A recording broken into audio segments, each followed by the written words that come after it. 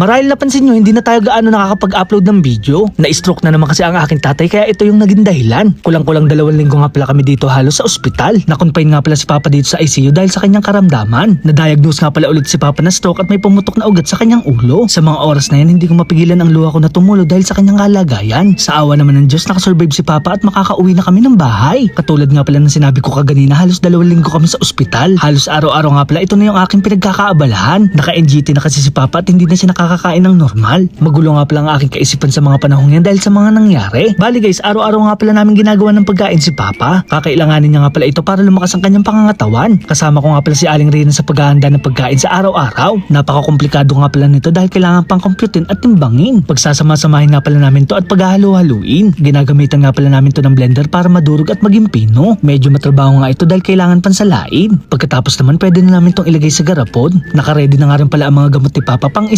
linggo. Tulad nga pala ng sinabi ko kaganina, ito na nga pala yung ginagawa natin araw-araw. Pupunta na nga pala ako sa bahay nila Papa dahil oras na ng pagkain. Medyo nagbabadya na naman ang ulan dahil naabutan na naman tayo ng ambon. So bali guys, ito na nga pala yung naging kalagayan ni Papa. Hindi na nga pala siya nakakatayo at hindi na rin nakakapagsalita. Naka-diaper na nga rin pala siya at halos araw-araw ako na rin yung nagpapalit. Bago nga pala natin pakainin si Papa, kailangan ko muna siyang kuhanan ng blood pressure. May mga gamot kasi siya kailangan inumin pampababa ng dugo. Pati nga itong oxygen ay kailangan natin siyang i-monitor. Kapag magpapakain nga pala tayo ng mga ganitong pasyente, kailangan sila ay naka-elevate para diretso ang kanilang pagkain sa kanilang tiyan. 1,600 calories nga pala ang kailangan niya makonsume sa araw-araw. Pinakumpit kasi namin to sa dietitian para sa kanyang katawan. Kahit papano nga ay meron tayo nakakatulong sa pag-aalaga kay Papa. Umuwi pa kasi ang kanyang mga kapatid galing Bicol para siya ay maalagaan. Pagkatapos nga pala natin magpakain, hindi pa natatapos din ang ating gawain. Kailangan ko din kasi paliguan si Mama. Na-diagnose din kasi si Mama na stroke 2 years ago. Maligam-gam nga pala na tubig ang pinapaligo ko sa kanya dahil maganda daw ito sa katawan. Ito nga pala yung mga naging dahilan kung bakit hindi na tayo gaano nakakapag-upload ng video. Kahit anong problema pa nga ang dumating sa ating buhay, huwag natin kakalimutan maging masaya. Maraming salamat sa panonood.